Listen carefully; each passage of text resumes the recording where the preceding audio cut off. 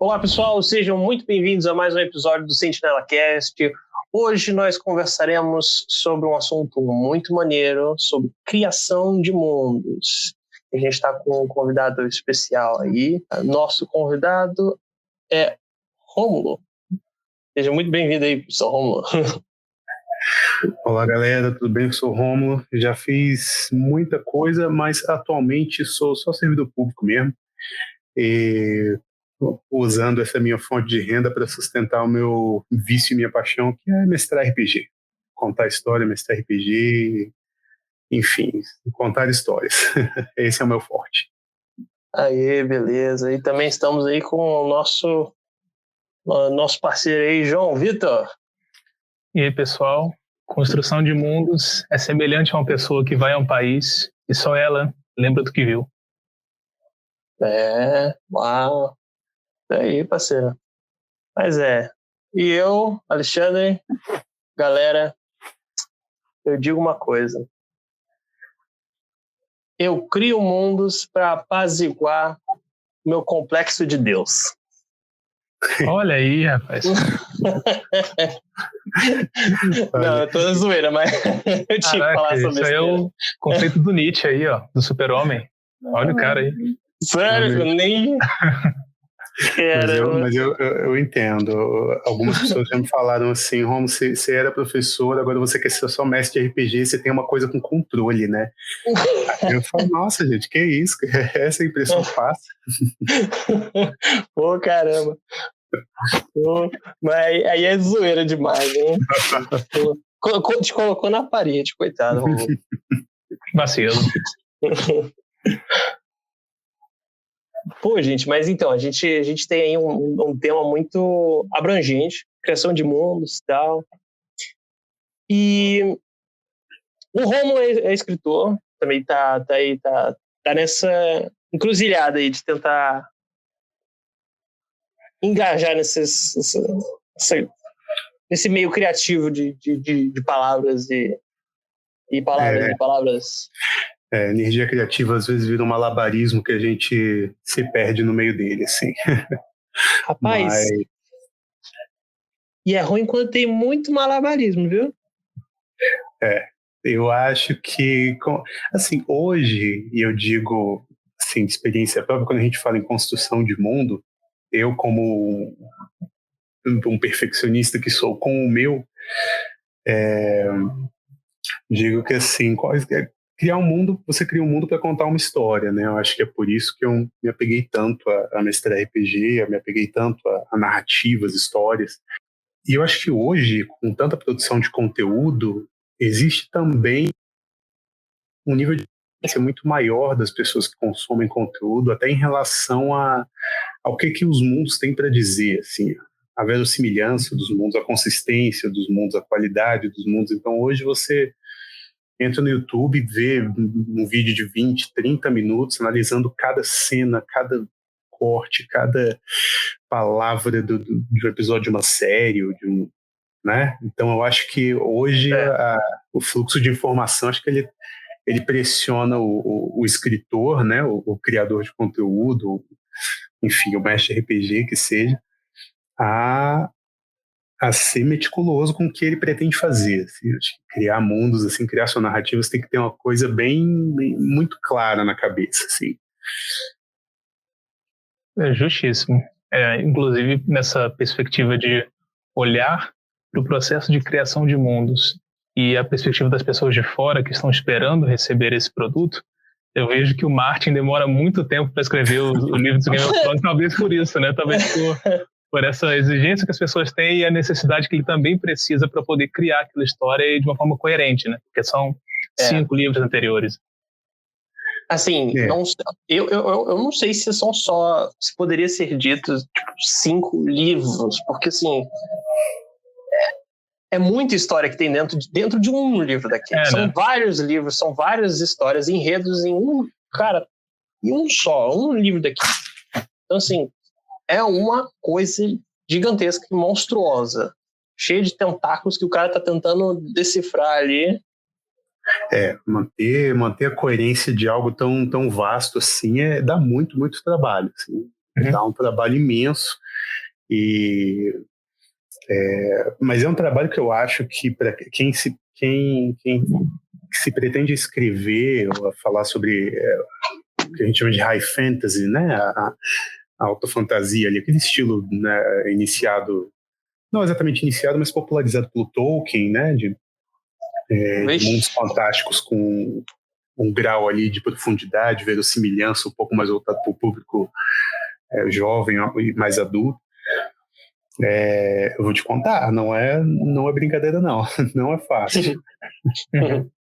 Eu queria perguntar, já nesse início, assim, quais seriam as características fundamentais da criação de mundo? Assim, o que não pode faltar nesse processo, seja para qual mídia for, seja o RPG, literatura, o que é essencial?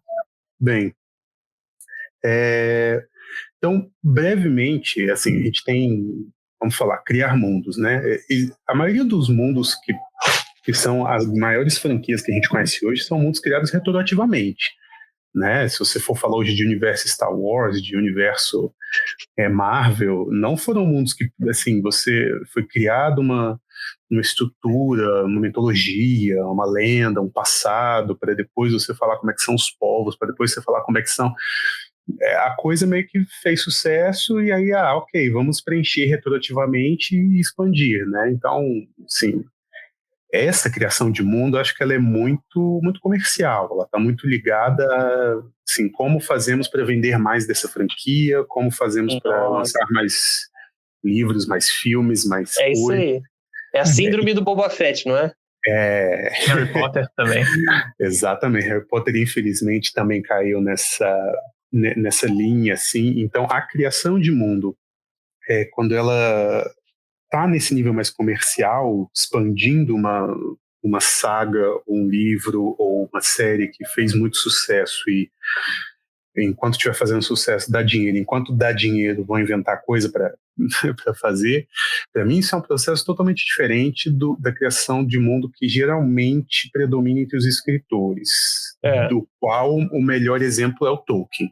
Essa criação de mundo, ela sim, você precisa ali de primeiro sua premissa, né? Você precisa de uma premissa, você precisa ter em mente por que você está criando aquele mundo e o que aquele mundo vai dizer. O bem sempre triunfa sobre o mal, o amor vence tudo, ou talvez o exato oposto, né? O que importa é poder, a humanidade está perdida mesmo, sei lá, você tem que ter uma mensagem para passar. E aí depois você tem que pensar em verossimilhança e consistência, né? Eu acho que a questão de bons mundos, digamos assim, né?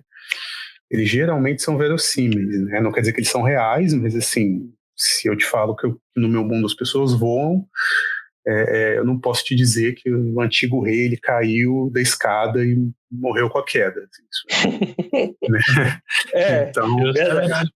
Então eu acho que consistência e verossimilhança, assim. Você tem sua premissa, então pode pisar no acelerador e só se lembre de ser consistente, porque o resto é só deixar a imaginação voar.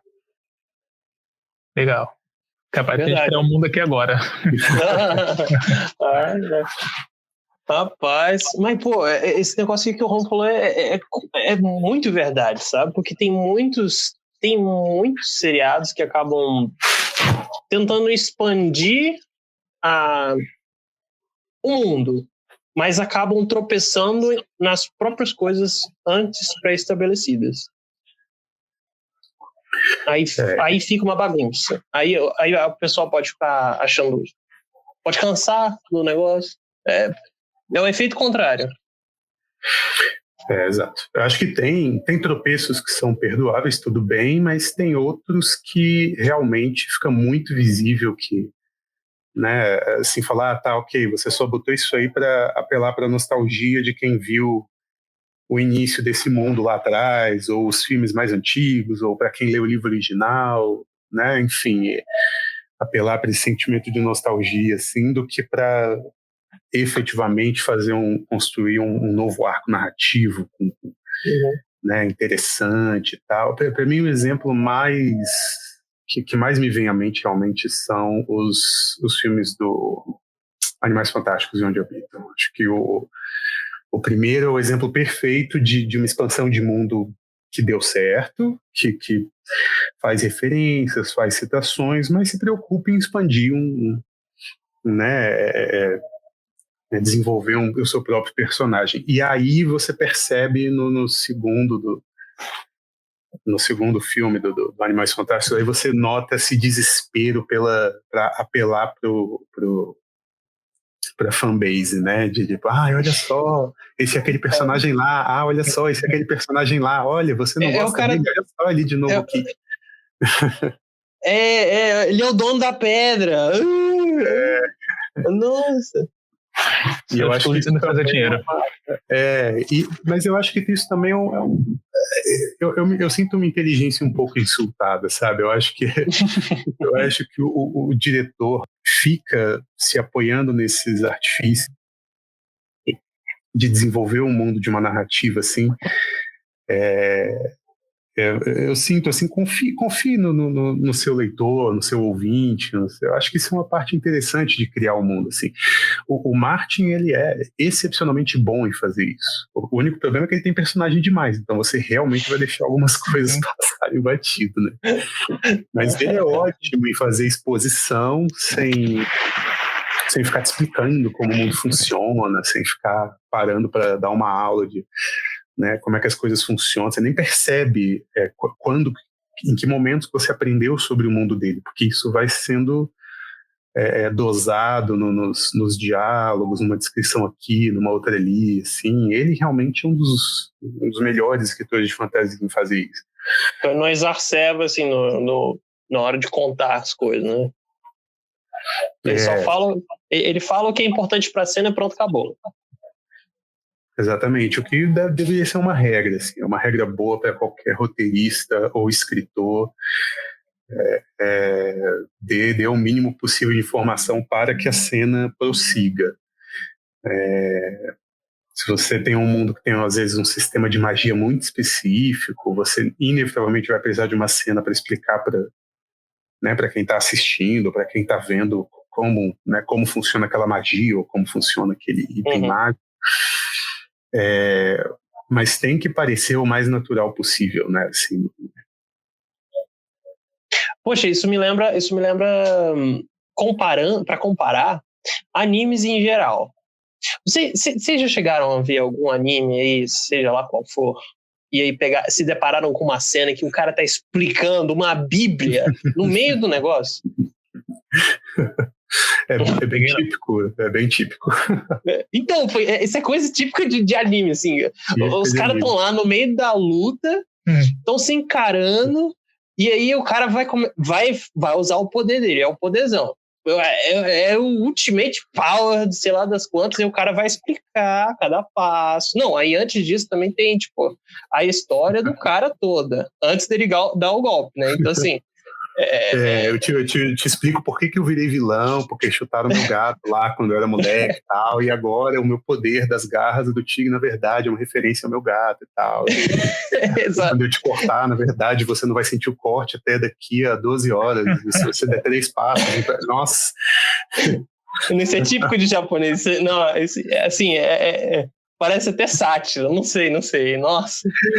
Eu acho que tem alguns animes que elevam isso ao nível de sátira. Eu acho que atualmente tem um bem interessante, eu acho super interessante, porque ele é bem escrachado nesse nível, que é o JoJo's Bizarre Adventure. Nossa, olha aí, cara. Ele é um exemplo perfeito dessa estética, essa coisa exageradona, assim. Nossa. O vilão todo posudo, assim, todos os personagens bombadões e tal. Então, e fazem poses, cara. Todo mundo com pose e tal. Acho super engraçado, acho super legal, assim. Eu acho interessante ver a própria estética mesmo de como a coisa é construída, até porque eu acho esse anime muito subestimado por uma coisa que ele faz muito bem, que é a criatividade no uso dos poderes para resolução de conflito. Ele é muito bom, tem pouca gente que percebe, mas ele é muito criativo. Eu tenho animes que eu gosto muito, como, por exemplo, sei lá, Dragon Ball. Mas vamos combinar, Dragon Ball é mais ou menos quem grita mais alto, assim. Aí você solta um poder maior e pronto. Aí na próxima luta você solta um poder ainda maior, pronto. Verdade, verdade. Esse negócio de solução inteligente é uma loucura. Porque, assim, acho que Jojo, ele eleva isso ao cubo. Ó. É um negócio, assim, espalhafatoso demais. Mas é hilário.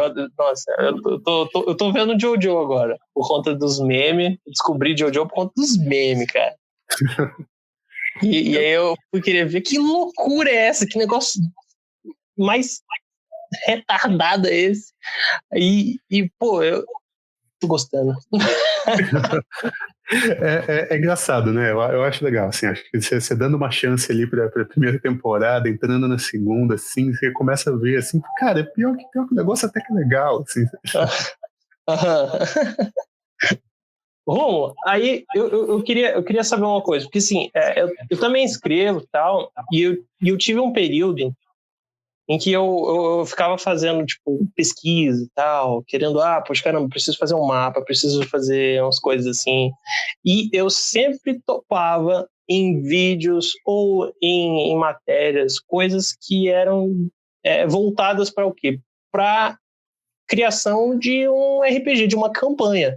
Eu ficava, cara, que loucura, velho.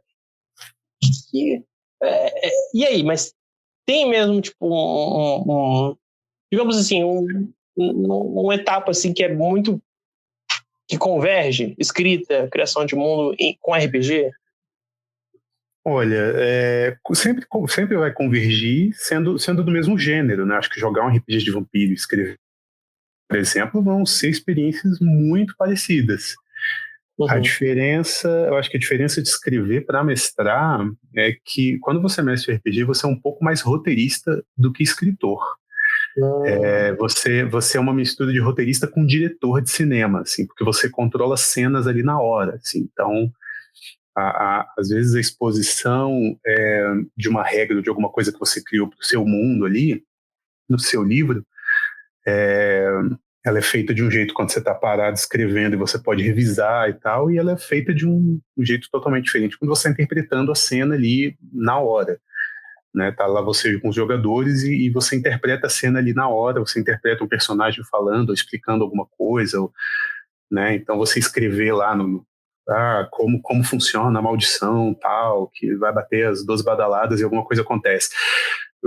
O grau de precisão com o qual você pode controlar as palavras, o ritmo, ele é um pouco diferente do que no RPG, que, assim, tá um pouco mais na sua entonação, tá um pouco mais na sua cadência, até no seu olhar, assim. Então, mais de RPG é uma mistura de ator com diretor com roteirista. Enquanto o escritor, ele vai ter um nível de controle muito maior para o resultado final do que vai sair ali no processo criativo dele. O mestre RPG, ele é um bate-volta, assim. Você imagina a cena de um jeito, seus jogadores reagiram de outro, você vai ter que se virar nos 30 e fazer a coisa funcionar mesmo assim. Então, você já chegou a jogar bastante o RPG, né? Eu jogo há 22 anos, mais ou menos. Tempinho, hein? É um tempinho. É um tempinho. Eu ia comentar que, assim, você mencionou, Romulo, que o mestre do RPG ele é meio que uma mistura de diretor, com escritor, com roteirista. Então, o Quentin Tarantino seria o perfeito para isso, porque ele acabou de publicar o livro sobre o Once Upon a Time in Hollywood, o filme que ele fez. Ele adoraria escrever livros, ele sempre falava isso dos filmes. Sim, também, exato. Ele é um cara que é diretor, ele escreve os roteiros para os filmes dele e agora ele vai lançar livros. Então ele está mergulhado aí em todos esses aspectos. Ele é bem pau para toda obra mesmo, cara. Sim. Poxa, mas assim, no caso do RPG, você falou que tipo, vai depender muito de como os jogadores vão reagir à situação. Então seria mais ou menos o quê? Um diretor onde ele não sabe quais são as falas dos seus atores, ele não sabe o que os atores vão fazer, e só coloca a cena lá no lugar. Você tem acesso ali a digamos assim, uma primeira versão do seu roteiro. Assim, os atores têm muita liberdade criativa nesse sentido. Assim, você tem uma linha geral que você imagina que os jogadores vão seguir, assim, mas às vezes as coisas saem totalmente, assim, parece mais teatro de improviso do que um filme mesmo. Assim, as coisas podem tomar um rumo totalmente diferente. Você prepara tudo, fala, ok, tem o dragão, aí tem a princesa, e eles, pô, massa, um dragão, vamos virar aliado desse dragão e dominar toda a vila. Aí você fala, putz, mas peraí, como assim? Não era isso que eu tinha pensado. O que vocês estão fazendo, galera? O que vocês estão fazendo? Não, vamos lá falar com vocês. Tá bom. Agora dá um tempinho, eu tenho que pensar exatamente o que vai acontecer depois, porque eu não estava esperando por essa, né? Mas é isso. O mestre acaba desenvolvendo a arte do improviso, que o escritor não depende tanto dela, né? Assim, o escritor ele pode revisar, assim. Nossa, cara, mas esse negócio de RPG é maneiro. Mas, então, o mestre, ele tem que ser o mestre do improviso também, né? Pelo jeito. Assim, você tem aventuras prontas, você tem, até agora, quando essas plataformas, assim, principalmente D&D tá ficando muito famoso, tem aventuras prontas, você pode comprar uma aventura pronta ou pegar de alguém, assim, mas eu acho que todo bom mestre, ele tem que saber improvisar. Não tem como, porque senão os jogadores vão, mas... né? Aí, você tem uma torre misteriosa lá, os jogadores, não, mas a gente vai para a floresta. Não, mas vocês não querem ir na torre, vocês têm certeza?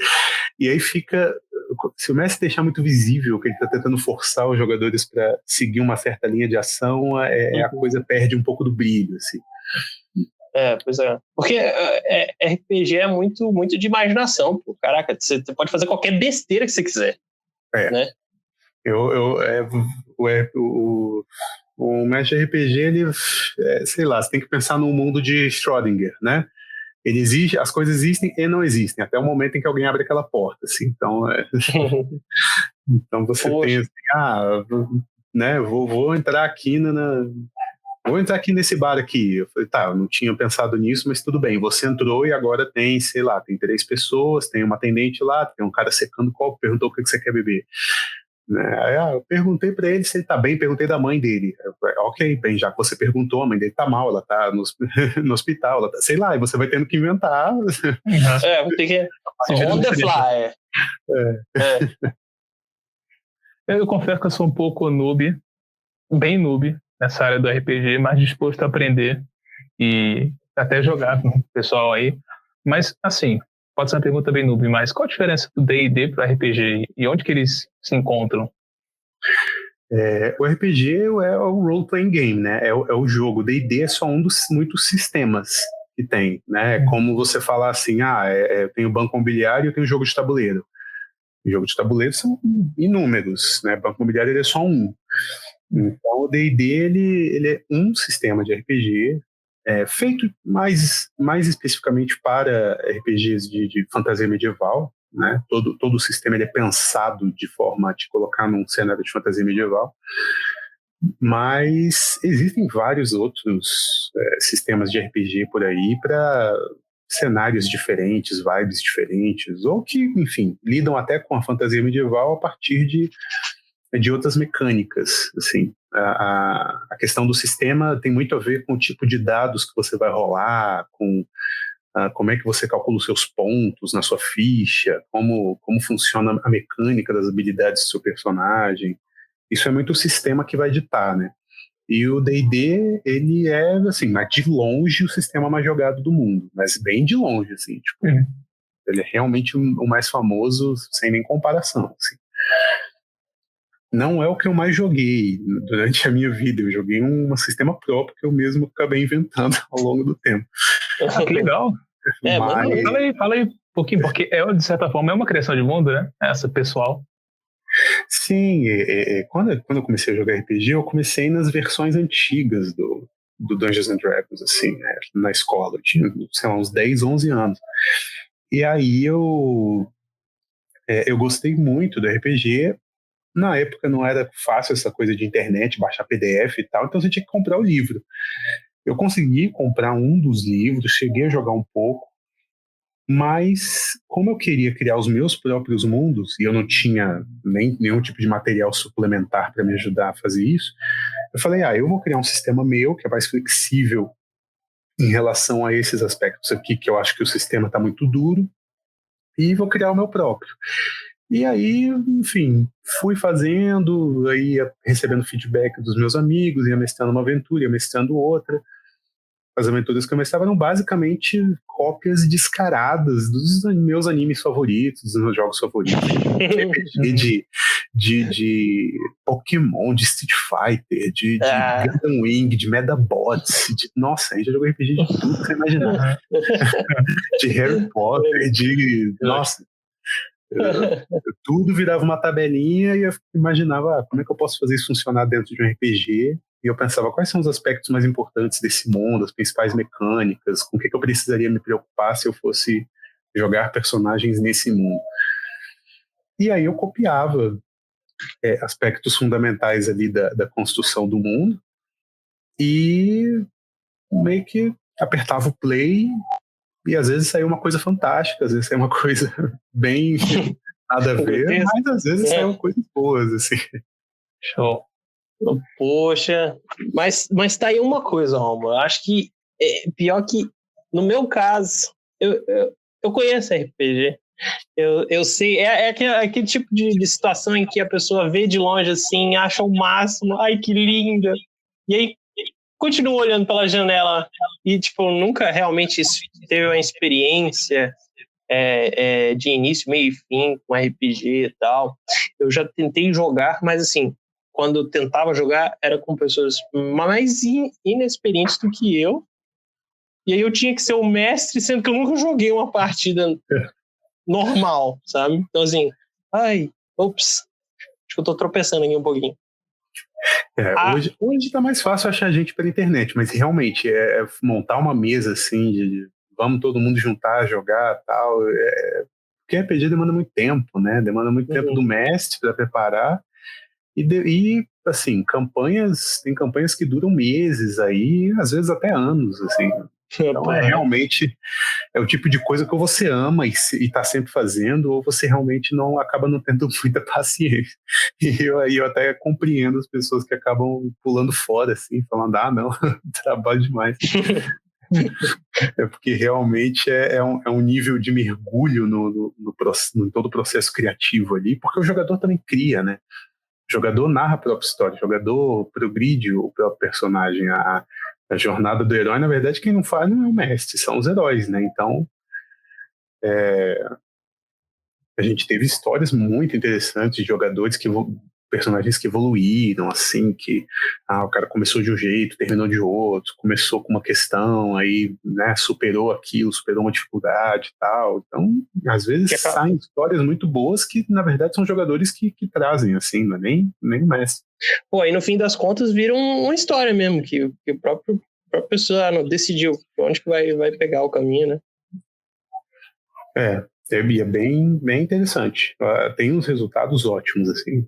Algumas vezes tem umas coisas que eu falo, nossa, isso tinha que virar um livro. Eu tinha que parar e escrever um livro só dessa aventura, porque ela ficou, perfeita. Não, maneiro. É só comentar, imagino que o pessoal do Stranger Things, os irmãos lá que criaram, devem ter jogado muito, né, na infância deles. Porque a gente vê todos os elementos ali, né? E várias influências da época, dos períodos. Demais. Eu acho que muito do apelo do Stranger Things vem dessa parte, né? Porque assim, hoje nerd significa uma coisa, né? Se falar nerd ou geek, acho que depois do universo Marvel, ser nerd tem um outro significado. Assim, antes de jogar RPG era assim, apontava um dedo pra sua cara e otário, nerd, já sei o quê. Ou o pior ainda, né? Falavam, mas é coisa do demônio, tal, pá. Também, né? Pois é, ainda tem essa. Você hoje, e assim, isso em grande parte de um dos melhores exemplos de construção de mundo na mídia, que é o universo Marvel, hoje, gostar de coisas nerds e geeks é outra coisa, é outra experiência, assim. Porque tá aí um que eu também tiro o chapéu, o jeito que o universo Marvel foi arquitetado, assim, que ele foi desenvolvido cinematograficamente, assim, foi também uma coisa muito bem feita, assim, é realmente um exemplo de como se faz, assim. Espetacular, de fato. Persistência, né, e colocando um tijolinho de cada vez.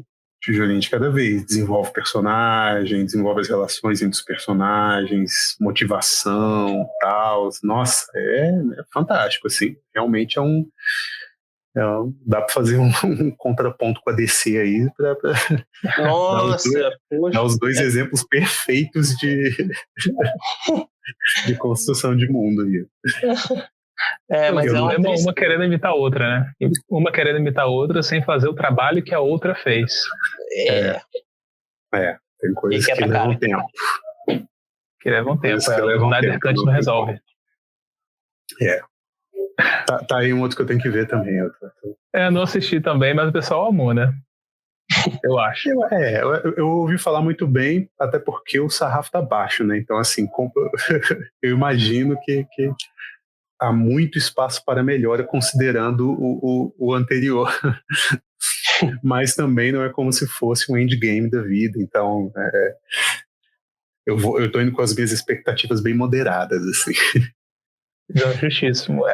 Só um ponto aqui nesse comentário da Marvel é incrível como que esses filmes, os Vingadores especialmente, Guerra Infinita e Ultimato, eles eram eventos, porque muita gente que não gosta de cinema de heróis foi assistir porque queria saber como essa história ia terminar. Mesmo pessoas que não acompanharam o universo foram acompanhar depois. Pois então, eu achei isso aí brilhante, né? Da dimensão da influência do universo Marvel, da MCU. Sim, é uma coisa que foi sendo construída durante muito tempo. Outra coisa também que eu estava vendo esses dias, o Avengers Endgame, ele foi a minha, e eu tenho certeza que isso se aplica a muita gente, ele foi a minha última ida ao cinema antes da pandemia. Ele foi a minha última grande experiência cinematográfica. Assim, antes de Endgame, né, eu diria que assim, uma vez a cada 2 anos, né, tem um filme ali que você fala, nossa senhora, que ainda bem que eu estou vivo nesta época, nesta época da humanidade para ver essa obra-prima. E cara, depois de Endgame foi a última vez que eu fui no cinema, assim. Acho que foi a última grande comoção coletiva mesmo em torno de uma coisa de cultura pop, sabe? Porque depois disso, enfim, foi pandemia e aí tá, né?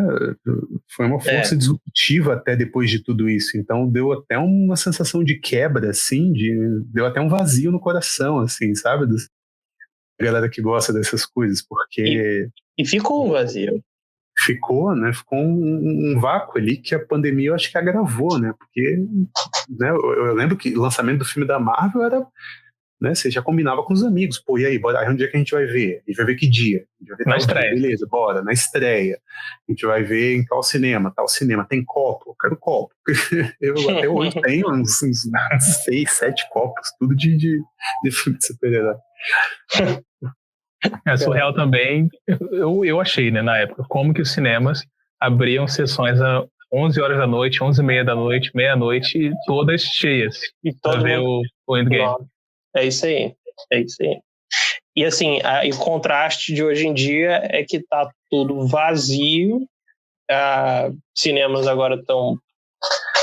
Tem muitos aí fechando, pô, caraca, é realmente... Outros tempos aí, né? Caraca. Outros tempos. Assim, eu acho que a produção de conteúdo, ela só acelerou, né? Eu acho que, assim, continua tendo muita gente que comenta sobre esses filmes, que fala sobre esses filmes, mas eu acho que agora, inevitavelmente, a gente está numa época diferente de mídia. Né, você, às vezes, vê um spoiler, ou uma análise, ou um review de... uma série que você nem viu ainda, e você já tá ali, enfim, já tem um vídeo de meia hora, 40 minutos, analisando cada cena ali do negócio, você nem viu ainda.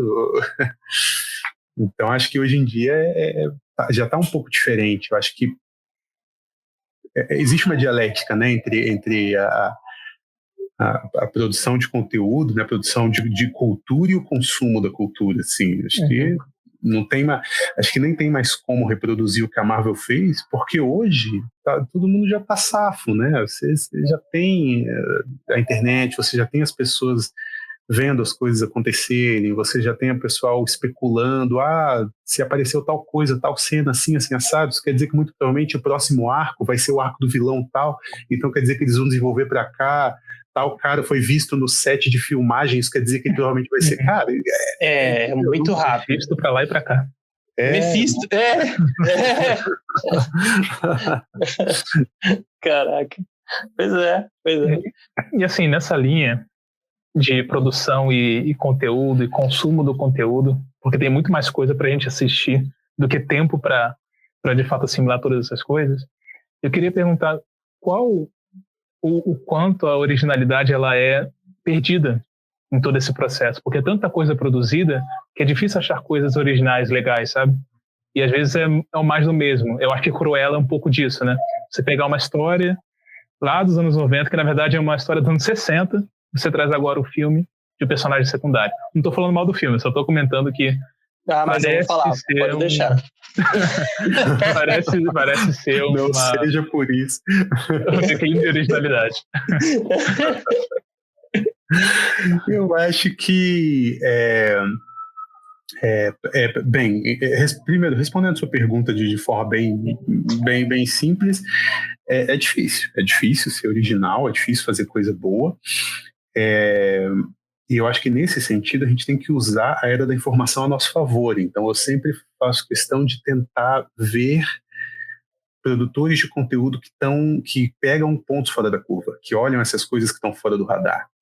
Então, muitas vezes eu caço vídeos, tem alguns canais que eu sigo, de pessoas que às vezes mostram coisas das quais eu realmente não teria ouvido falar, né, normalmente. Então, acho que a gente tem que usar as ferramentas, esse fluxo de informação avassalador exatamente para ouvir as pessoas que estão prestando atenção nas coisas boas e originais, né? Então, acho que essa é uma maneira da gente tentar escapar um pouco dessa maré de mesmice, sim. E dentro dessa maré de mesmice, aí eu faço um ponto com o seu comentário sobre o Cruella, que é essa questão de releitura, né? Releitura, e aquilo que eles chamam acho que na comunicação de intertextualidade, né? Então, você vai, por exemplo, os live actions da Disney, né? Então, assim, você pega e faz um live action de um desenho que fez sucesso lá em 95, 94, sei lá, e faz um live action com 3D. E se o único valor da sua obra é que ela dialoga com uma versão anterior dela mesma, ela já não tem tanto valor assim. Enfim, se o valor da sua obra é apelar para a nostalgia, se o valor da sua obra é só, né, servir de releitura, eu já entro com o pé atrás, sim, sabe? E eu acho que a gente está numa época em que isso está muito forte, assim, como é muita produção de conteúdo, como é muita coisa, é difícil ser criativo, e o mercado está saturado mesmo. Você percebe essa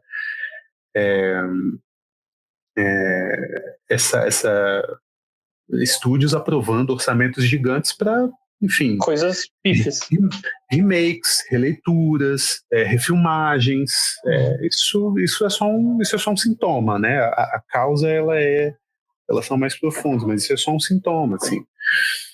Eu acho que a gente tem como escapar disso, né? Assim, tem produções, tem conteúdos, tem coisas interessantes, assim, fora do que é o mainstream, né? Aquilo que meio que tá todo mundo vendo.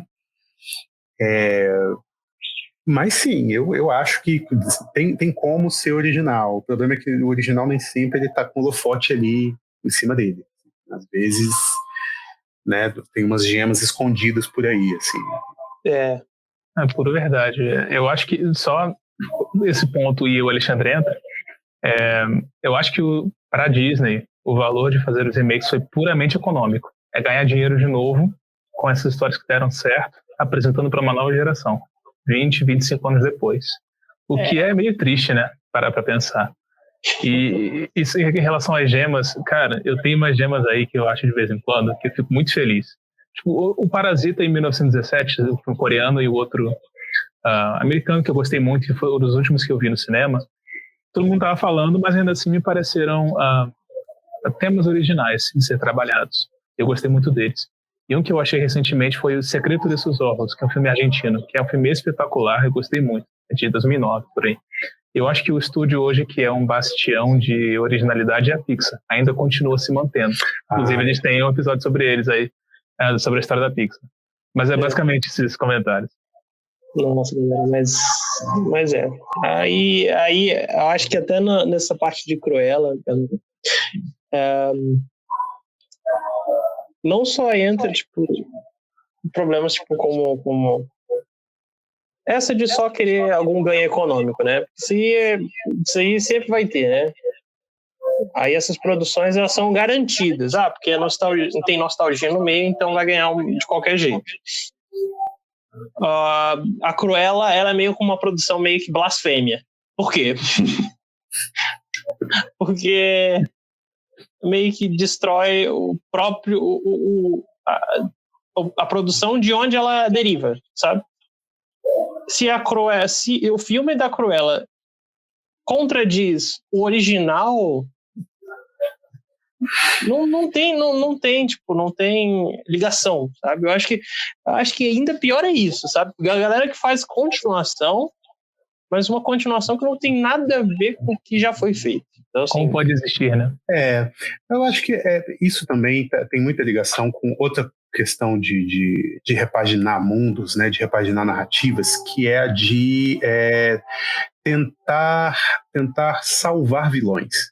Que é tentar assim, vamos tentar desenvolver motivações e dar complexidade a um personagem que era de uma época que o vilão era mau só porque ele era mau. Uhum. E eu acho que existem situações em que essa tentativa ela é legítima, mas você usar só isso como pressuposto para criar um filme inteiro, entendeu? Para criar uma narrativa inteira, para criar um filme inteiro, eu acho um recurso um pouco preguiçoso. Assim, foi que nem o Malévola. Malévola é um filme que, assim, se você esquece esquece de onde ele veio, sempre vê Malévola. Tudo bem, é um filme de família, divertidinho, né? Nada de errado e tal, mas a questão dele é exatamente essa também. Você pega e você fala, bem, a gente vai precisar de um vilão que era vilão só porque era vilão, transformar ele num personagem interessante. A gente vai precisar de um arquétipo de anti-herói, a gente vai precisar de um arquétipo de redenção, a gente vai precisar, enfim, a gente vai dar uma profundidade para esse personagem aqui para ele ser interessante e vai recontar a história de outro lado. Eu acho que, assim, tentar fazer isso é muito delicado, é difícil de dar certo. Assim, você tem que ter um desenvolvimento muito inteligente para conseguir encaixar as coisas, mas na maioria das vezes eu acho que é muito mais simples você dizer, gente, as histórias dos anos 90 ficam nos anos 90. Naquela época os vilões eram maus porque eles eram maus e é isso aí. Enfim, crie novas histórias, sabe? A Pixar é um exemplo perfeito disso. Crie novas histórias. Você consegue, hoje, tendo uma consciência muito maior de estrutura narrativa para essas novas gerações que estão já com uma cabeça bem mais aberta para tanta coisa, há muitos lugares para onde você pode ir, assim, há muitas narrativas que você pode aproveitar. Você tentar pegar uma décadas assim que aquela coisa fez sucesso e você dizer que você está tentando aprofundar ou acrescentar mais camadas por um personagem que antes ele era bidimensional, era um personagem muito, muito simples, e achar que você vai, né, que isso sozinho alavanca um filme inteiro, eu também não me apetece, assim, não me apetece. Se esse é o apelo do filme, eu já fico, não. Muito difícil de fazer isso dar certo, assim. Pois é. A pessoa pode acabar dando voltas e se contradizendo nesse meio caminho. Eu acho que enfim, você pode criar novos personagens interessantes, você pode até lançar uma nova, um novo olhar sobre assim, um clássico, mas você vai sempre esbarrar nesse problema, né? Assim, os tempos mudam mesmo. Nem sempre você vai conseguir assim, pegar uma narrativa que se adequava aos tempos X e repaginar ela, manter os mesmos símbolos, os mesmos signos, né, as mesmas referências para os tempos Y. Às vezes a luva não encaixa mesmo. E isso não é um problema entendeu? Não é que é um problema da história em si, é porque, enfim, o estúdio que está financiando, ou o diretor que foi chamado para, vem cá, por que você não faz um filme da tal? Enfim, é o tipo de coisa que eu acho que se o cara é um bom diretor, ou bom roteirista, enfim, ele tem que olhar para isso e falar, cara, não dá, não cabe, não vou fazer, assim, porque isso aqui é uma parada dos anos 80, dos anos 60, e vocês estão querendo que, né, eu traga os temas X, Y e Z que estão totalmente distantes daquela época, daquela realidade, né, então é um pouco difícil, assim, acho que também falta ali de força criativa, assim, acho que é uma coisa um pouquinho preguiçosa, assim, também, de fazer. Pois é, mas e aí, Romulo, diz aí um pouquinho das coisas que você faz, cara, que é que você escreve? É tipo medieval também, aquela fantasia, é aquele mesmo tipo de fantasia, mais ou menos a la Tolkien, diz aí. Eu acho que Tolkien assim, não tem ninguém que eu possa falar que vai dar uma ideia melhor do que eu estou tentando fazer do que Tolkien, porque é muito grande, muito vasto. Mas eu tive muito trabalho, porque na verdade eu escrevi 2 livros, e quando reli os livros falei, não, eu vou precisar refazer todo o meu mundo, e eu vou recomeçar do zero. Então tem 2 livros engavetados. Quem tá se identificando aí, rapaz? Nossa, eu tô, porque Romulo, eu também tô, cara, com 2 livros engavetados aqui, cara. Confissões de podcast. Confissões de um processo criativo, né? Sim. Olha, belo nome, hein, pro episódio.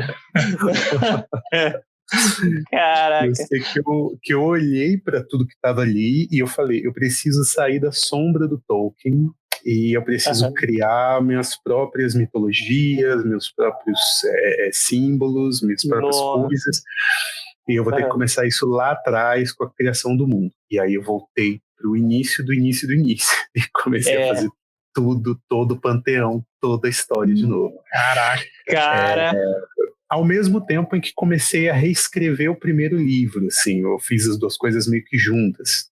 Então eu recomecei o primeiro livro com uma perspectiva nova, mas estou num trabalho intenso de construir o mundo com as mensagens que eu quero que ele passe, com a tenha, né? Então estou pensando exatamente no que eu vou me basear, em quais culturas eu vou me basear, né? Então é muito difícil. Hoje a fantasia medieval está muito rica se você souber onde procurar, mas as coisas que faziam sucesso até pelo menos uns 10 anos atrás, elas todas vinham muito do Tolkien, assim. E isso tem suas repercussões, assim. O Tolkien, ele é muito bom, ele é um mestre, mas ele é uma pessoa só também, e ele é um cara do tempo dele. Né? Então, você tem como beber de muitas outras coisas, muitas outras culturas, muitas outras mitologias e criar mundos também igualmente fantásticos. E era isso que eu percebi que eu precisava fazer. Assim. Então, eu estou num processo aí que ele está bem devagarinho, porque eu escrevo um pouquinho do livro, passo bastante tempo construindo o mundo e, ao mesmo tempo, o RPG se aproveita também desse processo criativo do mundo, porque afinal muitas das aventuras que eu joguei exatamente, toma tempo e eu faço de tudo para tentar aproveitar uma coisa na outra, né? Aproveitar, enfim, narrativas, eventos que acontecem no RPG para colocar no livro.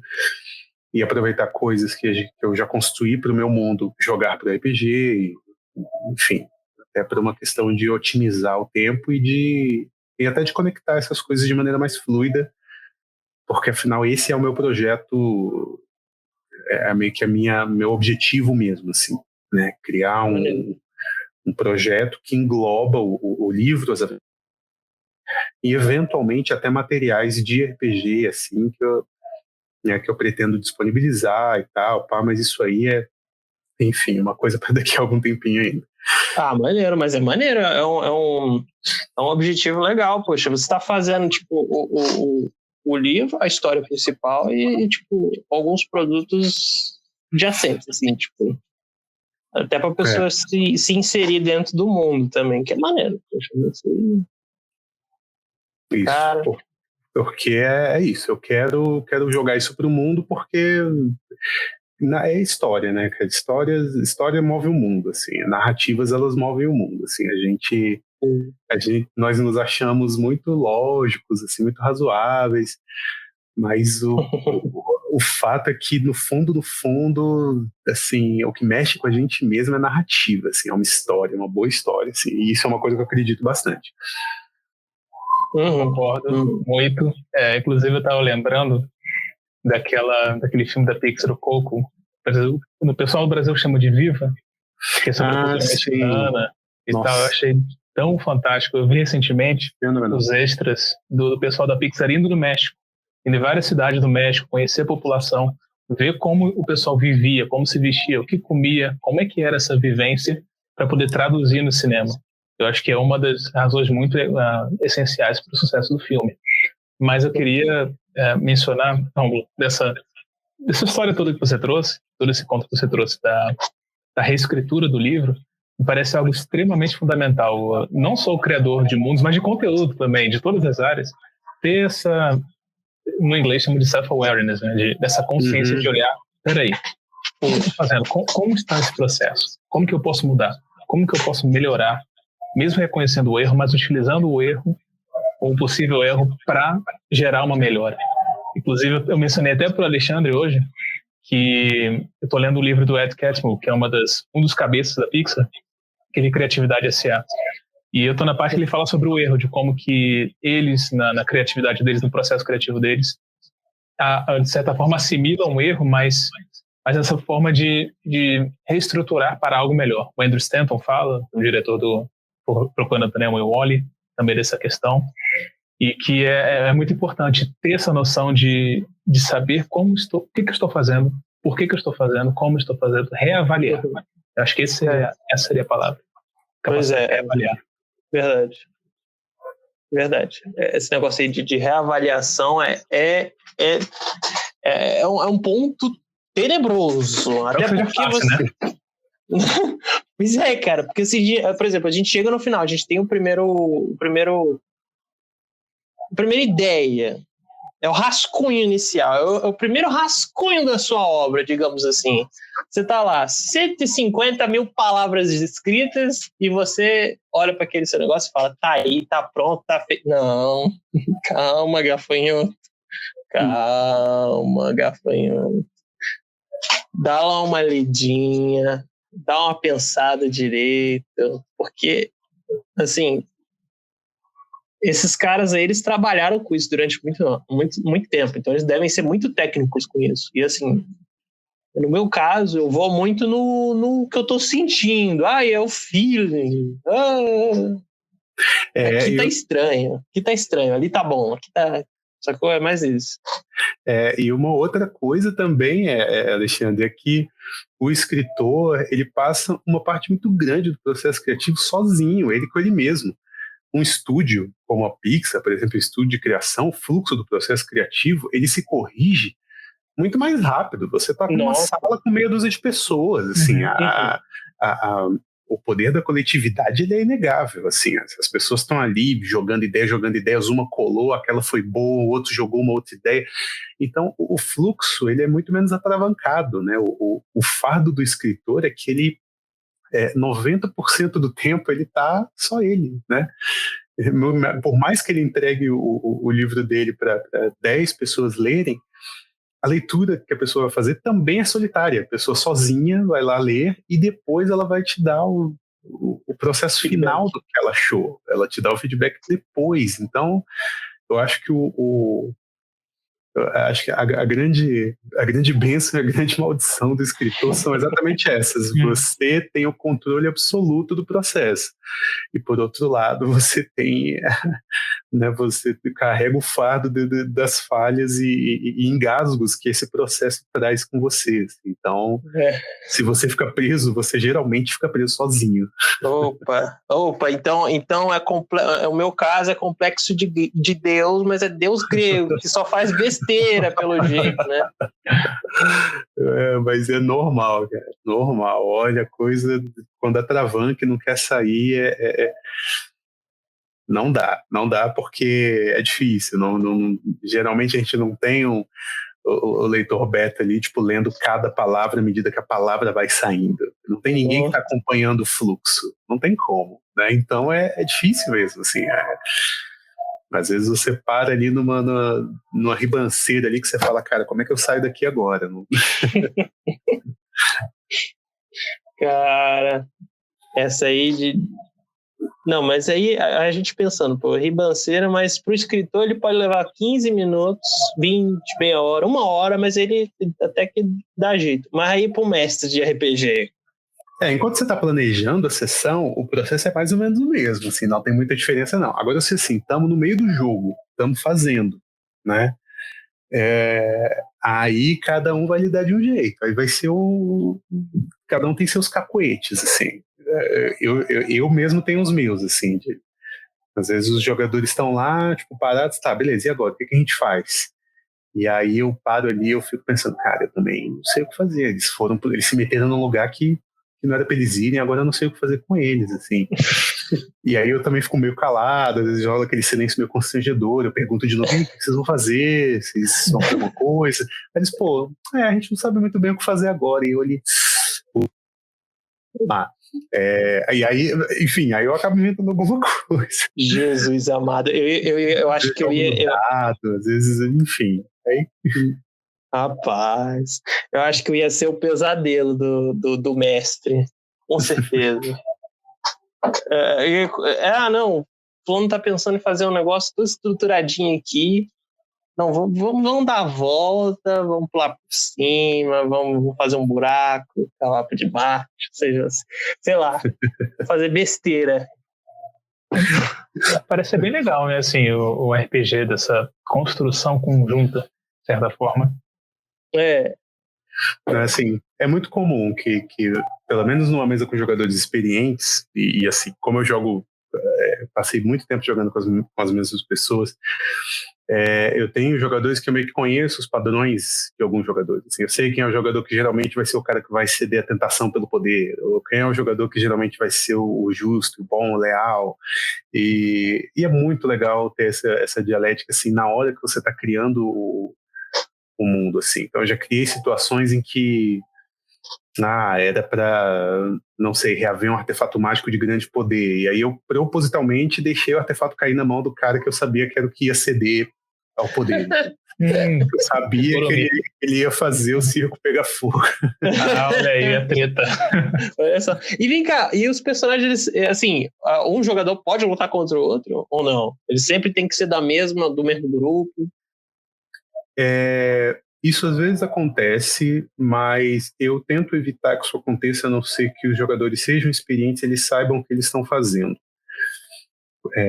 O RPG ele é predominantemente uma experiência cooperativa, mas pode ser interessante interpretar jogadores que tenham visões de mundo ou crenças conflitantes.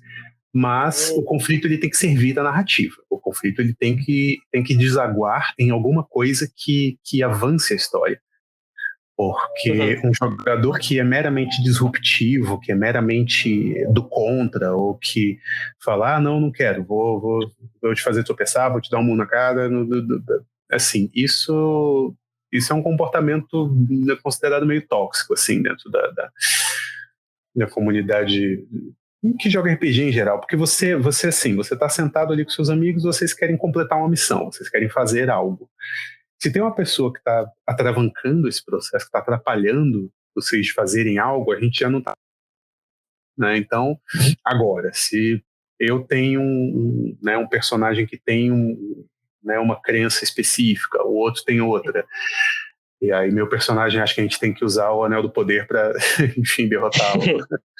E o outro acha que, não, tem que destruir. Aí você tem uma cena em que o personagem que quer esconder o artefato mágico consegue, no carisma, ele convencer o cara que não quer, ou ele faz uma falsa promessa, ele fala, não, pode deixar, eu vou destruir. Aí depois vira pro mestre e fala, pô, não vou destruir não, vou guardar comigo. Isso pode ser interessante, entendeu?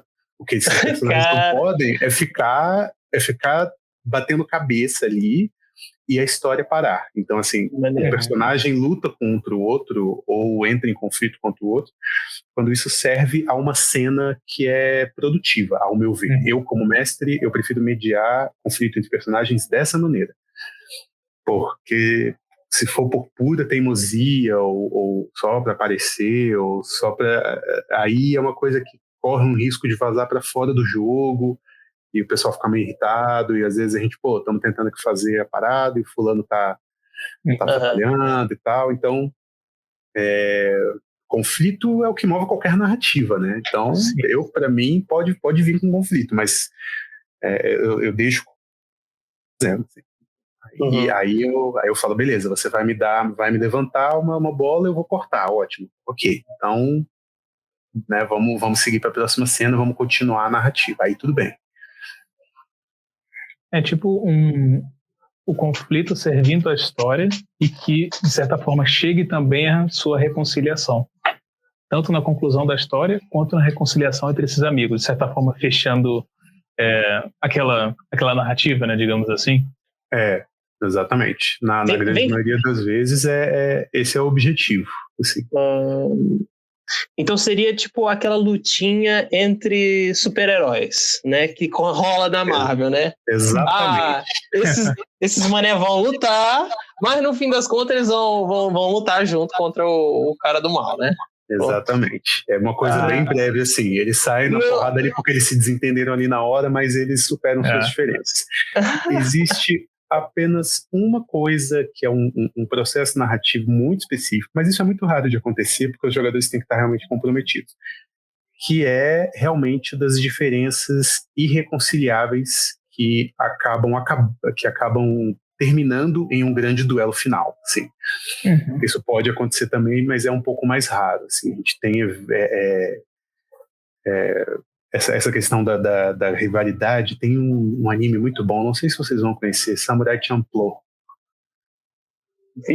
Ele é um pouco antigo, não é muito, muito famoso assim, mas ele tem essa coisa de dois protagonistas muito diferentes, super rivais, mas que trabalham juntos, mas eventualmente eles se confrontam, sim. Eu acho que quando você tem essa coisa de diferenças irreconciliáveis e aquela coisa de, nós estamos trabalhando juntos, mas nós sabemos que no fim a gente vai ter que se enfrentar, assim. Isso pode ser um dispositivo narrativo muito legal, assim. Isso pode dar uma história muito interessante, ela pode culminar com os personagens se entendendo, ou dependendo até do tipo de RPG, ela pode culminar com os personagens se matando, inclusive. E cada um deixando o seu legado, porque cada um deixou o seu legado e você cria uma história fantástica e trágica de personagens que morreram pelas suas causas, assim. Enfim, isso poderia também acontecer, assim, um pouco mais raro, mas também é um processo narrativo que, cara, deixa as coisas muito mais apimentadas, assim, muito mais interessantes. Opa, treta! Não, cara, eu acho pelo menos a segunda perspectiva muito legal, porque a primeira, na qual é um breve conflito que depois é resolvido, ela, na minha visão, posso estar equivocado, mas ela é muito repetida. A gente já vê muitos exemplos de duplas assim, duplas de dualidades diferentes ou de personalidades diferentes, tipo o Uri e o Buzz Lightyear, ou o Mike e o Sully no Monstros S.A., ou tantos outros heróis que a gente vê na Marvel, que se enfrentam um pouco e depois se realinham. Mas, e eu vejo também na Marvel, no caso de uma série, no Demolidor, na segunda temporada, quando ele enfrenta ali o Justiceiro, é um embate de ideias. Então, cada um tem uma perspectiva sobre como abordar o seu inimigo. um não mata de jeito nenhum, o outro acha que só matando que resolve o problema. Então você vê os dois que têm o mesmo ideal discutindo isso, mas que lá na frente, depois, né, a temporada tem um confronto entre eles. Mas é muito interessante isso dos dois batalhando pelas ideias. Personagens totalmente polarizados, né? Personagens opostos, né? É interessante você ver assim, você constrói uma narrativa em que você mostrar para o seu leitor ou para a sua audiência que, assim, veja a diferença de crenças entre esses dois personagens. Olhe o tamanho da diferença para que o leitor ou a audiência fale, nossa, realmente, essa diferença é irreconciliável. Tipo, não vai dar para esses caras se entenderem. Isso vai dar treta. Né? A ideia é exatamente colocar personagens em pontos totalmente diferentes do espectro, assim. E cada um com um argumento legítimo. Eu acho que isso causa mais apelação às pessoas. Cada um pensando de uma forma que possa conversar, né? Argumentar. Eu acho que pode ser mais compelling, como o pessoal diz. Em inglês, compelling. Aula de inglês aqui agora. Engajante. Engajante, convincente. E você também... até porque você precisa disso para que... mesmo com o personagem, né? Você precisa de motivação, né? Personagem sem motivação enfim, não tem graça nenhuma, né? Se você precisa de motivação e a motivação precisa ser legítima de alguma forma. Você acha que é por isso que o Thanos fez tanto sucesso? Com certeza. Pode pegar qualquer personagem que se baseia em elementos estoicos. Estoicismo faz um baita sucesso, cara. Ou filosofia para fazer sucesso é estoicismo. Personagem bem motivado, personagem popular, assim. A galera já gosta de um bom vilão. Vilão calmo, vilão que fala baixo, vilão que assim, o cara é proativo, determinado, ele sabe o que ele quer, fala calmamente ali, ele já fez metade do trabalho. Ele tá na metade do caminho para ter um vilão popular, assim. Eu acho que o Thanos é um exemplo perfeito de vilão estoico. Porque essa questão da frieza, da lógica, né, do cara que tem uma visão mais utilitarista, né, que visualiza seus próprios inimigos como, assim, pessoas passionais, que na verdade não tem aquela visão de longo prazo, né, de vocês na verdade não veem a big picture, né? Problema. Não veem o quadro todo, né, o problema todo, assim, eu estou pensando no bem maior e tal, pá. Então, ele é muito bom não só porque ele tem essas motivações, mas porque ele é um vilão... primeiro que ele é um vilão proativo e competente também, né? Uma das coisas na construção de um mundo interessante é que não dá pra, assim, o vilão não está lá de braço cruzado esperando o herói fazer o que ele tem que fazer, né? Uma das coisas que deixou o ritmo, o pacing, né, que eles chamam, o ritmo, assim, dos filmes da Marvel, principalmente desses dois últimos, frenético, é essa noção de corrida contra o tempo, né? Falando assim, o vilão não está parado, o vilão ele está andando, ele tá pegando as joias, ele está fazendo ali, ele não está parado, ele está esperando a gente invadir a fortaleza dele, né? Passando a mão no gatinho branco siamês dele, rindo e pensando nas maneiras horríveis em que nós poderíamos morrer, mandando cada um de seus capangas, um de cada vez. Primeiro o mais fraco, depois o progressivamente mais forte. Assim, até claro, o momento em que ele chega e fala, ok, agora eu mesmo vou lidar com você. Não, tipo, ele já chega com a nave, já chega com a galera toda, é desvantagem numérica mesmo. Vamos embora. Peguei o que eu tinha que pegar, não vou ficar dando discurso, peguei o que eu tinha que pegar, vou embora, tchau, pum. Cara, é realmente uma figura que causa impacto, né? É um vilão que causa impacto. É real, né? É real. Tipo, não é Visão, eu preciso pegar a joia da sua cabeça para eu poder completar a manopla. Ele pega o Visão no pescoço e tira. E é isso. Acabou-se. É tipo isso, você tem um senso de urgência muito maior, porque você sabe que o vilão não vai parar para monologar antes dele fazer o que ele tem que fazer. Sim, você sabe que ele não vai, então o senso de urgência é maior, logo o vilão representa uma ameaça muito maior. Então, eu imagino que a urgência na narrativa seja, então, um elemento muito apelativo. Porque eu vejo muita gente reclamando do Sociedade do Anel, primeiro livro do Senhor dos Anéis, de que aquele início é todo lento, passam anos da festa do Bilbo, o Frodo sair do condado, e depois que eles começam a aventura, chegam ali em Moria, e antes chegam também em Valfenda, a história começa a ficar mais divertida, porque eles estão mesmo nessa urgência de chegar a Mordor. Então, é um elemento importante. Saber dosar, né? Exatamente. O Tolkien, ele é o cara da exposição, né? Ele é o cara que vai passar 20 páginas para te descrever como é que é o lugar. Ele realmente quer te descrever como é que é o lugar. Uhum. É meio que o peixe que ele vende é esse, assim. Por mais que hoje quem tem um gosto um pouco mais moderno para fantasia talvez não tenha assim tanta paciência assim para quantidades tão massivas de exposição quanto Tolkien faz, existe uma questão muito específica que descrições do condado permeiam todo o livro exatamente para reforçar essa sensação do Frodo de eu não estou em casa, né? Eu parti numa jornada e eu não estou em casa. Então, às vezes em que o Frodo e o Sam estão conversando, e o Frodo, tipo, o Sam, saudade do condado, a gente comia pão, a gente fazia isso, a gente fumava o nosso cachimbo, não sei o quê. E ele passa tanto tempo descrevendo o condado, no livro, principalmente, sei lá quantas páginas são só de condado, exatamente para dar essa sensação de partida, né? De saudade e principalmente de quando o arco se fecha, do herói voltar, completar sua jornada e falar, eu não sou mais o mesmo que eu era quando eu estava aqui, comendo desse pão, bebendo dessa cerveja, fumando desse cachimbo, eu sou uma pessoa diferente. Mas para isso você precisa realmente elaborar bem o que era inicial, antes. O que era antes, né?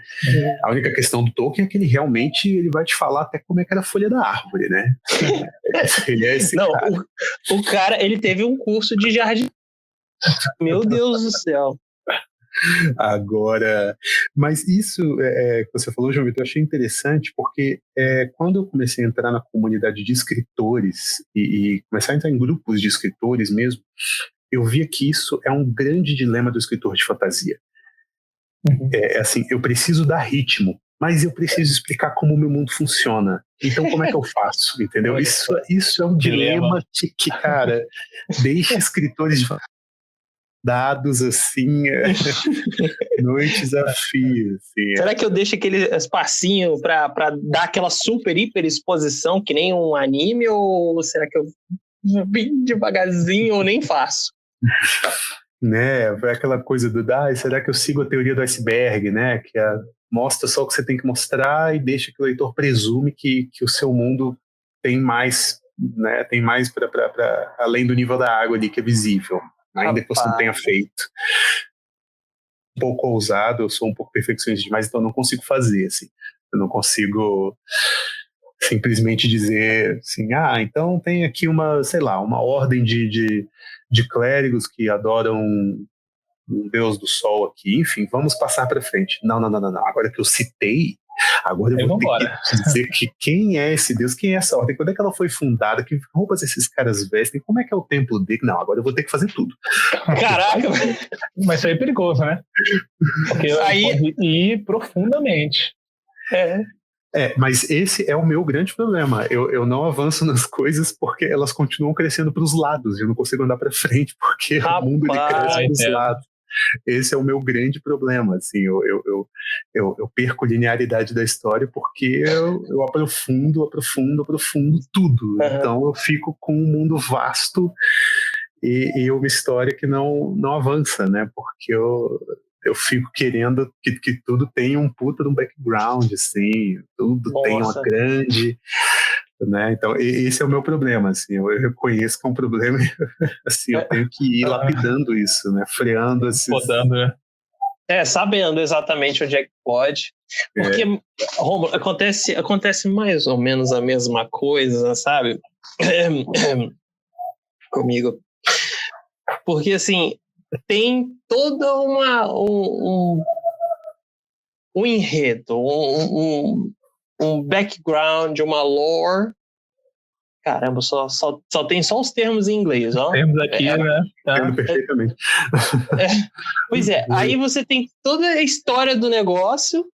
Antes de chegar naquela parte, beleza. Foi uma semana de preparação para escrever isso aqui. Aí você vai lá escrever. Aí você percebe que o que você fez deu 2 linhas. Você tem toda uma compreensão profunda, tal, mas o que exatamente foi útil daquilo dele tudo foram 2 linhas. E é muito, muito isso, assim, de tentar podar, assim, falar qual é o mínimo que eu preciso para ter consistência. Porque o importante é consistência. Assim. O importante é você ser verossímil no que você se propôs, né? Então, você não pode falar que né, no meu mundo, né, enfim, no meu mundo todo mundo é capaz de usar magia. Qualquer pessoa solta uma bola de fogo. Cara, isso tem implicações assim, severas em relação a como se mantém a lei e a ordem no mundo como esse. Certamente as casas não são de madeira, certamente os tetos palha, então, entendeu? Então, às vezes você tem que se focar em detalhes, mas só nos detalhes que dizem respeito à consistência das suas premissas, assim. Eu acho que isso é uma lição que o Sanderson fala muito, assim, sobre essa questão da consistência, da verossimilhança. O seu sistema de magia, o seu mundo, eles nem precisam ser muito estapafúrdios, mas se eles forem consistentes e você explorar isso, o seu mundo vai ficar fascinante. Então você pega e imagina uma coisa muito besta. Vamos fazer só um exercício de imaginação, assim, só para ilustrar. Eu pego um mundo e crio um mundo fantástico, e nesse mundo eu vou pegar só uma coisa da natureza e eu vou mudar. Só uma coisa. E eu crio um mundo fantástico só em cima disso. Sei lá, todo mundo... o mundo inteiro é do mesmo jeito. O planeta é do jeito que ele é, a gente tem os 5 continentes, a gente tem os oceanos, tudo é exatamente do mesmo jeito, só tem uma diferença. Todos os seres humanos têm, no máximo, o quê? 90 centímetros. Somos todos pequenos, assim, mas todas as outras coisas do mundo têm o mesmo tamanho. Só com isso você já tem... Imagina o que é um lobo, né? Para uma... É um dinossauro agora. Entendeu? O que é uma árvore? O que é você fazer, tipo, por exemplo, uma casa na árvore, assim, se você tem 80 centímetros, 90 centímetros? Sim. Entendeu como premissas simples, elas podem gerar mundos interessantes? Então, não é exatamente a complexidade do mundo que vai tornar ele interessante, mas na hora que você apertar o play, você colocou isso junto da sua narrativa para desenvolver a história, né? Porque é isso que vai fazer diferença no livro. Assim, eu sou a pessoa que diz isso porque eu repito muito isso para mim mesmo, porque eu me pego fazendo coisas que eu paro e eu olho. Eu não preciso fazer toda a linhagem real do cara dos últimos 620 anos. Vamos só parar por aqui e dizer que o pai dele era fulano e vamos continuar, porque senão não sai daqui hoje.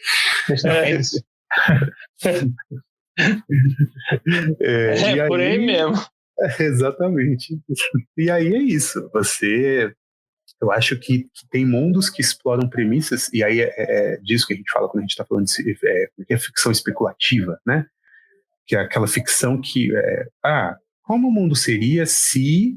E aí você joga alguma premissa, assim, você joga alguma coisa, assim, tipo, que nem aquele filme lá, como é que é? Eu não sei, eu acho que é com Justin Timberlake, que as pessoas usam tempo como moeda de troca para as coisas. Isso aí mesmo, é isso aí mesmo. Enfim, eu não me lembro, mas é exatamente isso. Você aperta a mão das pessoas, aí você tem no pulso ali o tempo que a pessoa tem de vida, aí você trabalha para ganhar mais tempo, não sei o quê. Cara, é uma premissa relativamente simples de se explicar, né? Você chega e você fala, pronto, seu tempo de vida é sua moeda de troca, literalmente. Pronto, a partir daí você cria um cenário interessantíssimo, assim.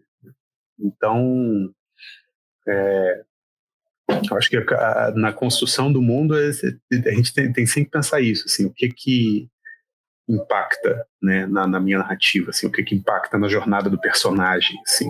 Eu vou usar essa magia ou essas coisas para resolver problema, né? Como é que vai ser? A resolução de problema ela vai estar ligada à descoberta das propriedades mágicas do meu mundo? Ou não? Né? Ou as coisas vão ser só uma circunstância inicial e, na verdade, eu vou falar sobre as dores do ser humano mesmo. Vou falar sobre amor, vou falar sobre perda, vou falar sobre família. A única diferença é que meu mundo, sei lá, né, tem, sei lá, tartarugas gigantes que nadam e são ilhas que toda hora mudam de lugar. Pronto, mas tirando isso, enfim, eu vou falar sobre uma família e de um garoto que se perde, entendeu? E fica nessa tartaruga e tem que sobreviver, tá? Ok, isso é uma premissa que é muito... Dá para se conectar com esse personagem, isso parece muito, né, tranquilo, você não teria muito trabalho de desenvolver algo assim, e não necessariamente você vai usar, enfim, né, as coisas fantásticas que você colocou no seu mundo para resolução de conflito. Eu acho que fica mais legal quando usa, mas enfim, aí sou eu, né? Eu acho, cara, muito legal tudo isso. Eu tô pensando aqui em diferentes cenários, sabe? E vários desses cenários que eu tô pensando, eu tento apresentar uma dificuldade para isso ser solucionado ao longo da narrativa. Por exemplo, eu pensei aqui agora, a gente está gravando um podcast e tal, então como que seria o mundo se não fosse possível essas ondas de rádio serem convertidas para rádio, serem convertidas para podcast e tal? Então, como é que seria? E se acontecesse de um momento de alguém inventar isso? Como seria essa recepção de uma população que nunca viu isso antes? Será que iriam tratar como algo mal, algo maléfico, ruim? Assim, só pensando alto, né? Mas isso que você falou, João Vitor, é uma etapa muito, muito, muito interessante do processo criativo. Principalmente quando você está falando de tecnologias que você vai inventar para o seu mundo. Assim. Tem que pensar... essa pergunta acho que você tem que se fazer em algum momento. Né? Então, assim, eu tenho que pensar assim, no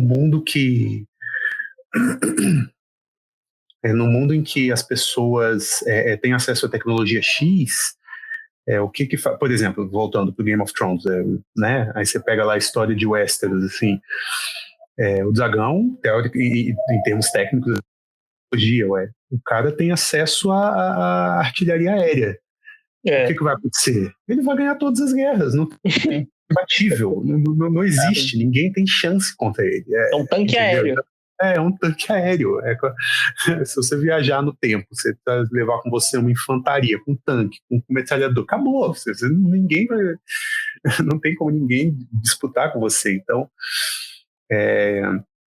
e aí eu acho que você tem como fazer histórias muito interessantes, focadas em aspectos que parecem tão pequenos de uma certa especulação, né? Especulação no sentido da ficção especulativa, né?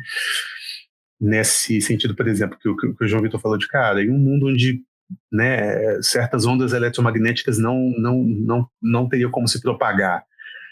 Aí você fala, isso quer dizer que a gente teria que fazer tudo com cabos. Se a gente tem que fazer tudo com cabos, imagina, a gente teria cabos gigantescos conectando os lugares, tudo teria que ser cabeado, porque as ondas não se propagam pelo ar.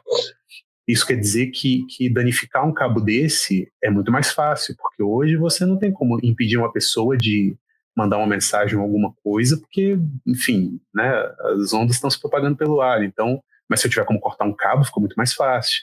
Isso quer dizer que um ataque terrorista ou às vezes uma guerra, eu corto a comunicação do meu inimigo mirando nos cabos que ele enterrou ali no chão.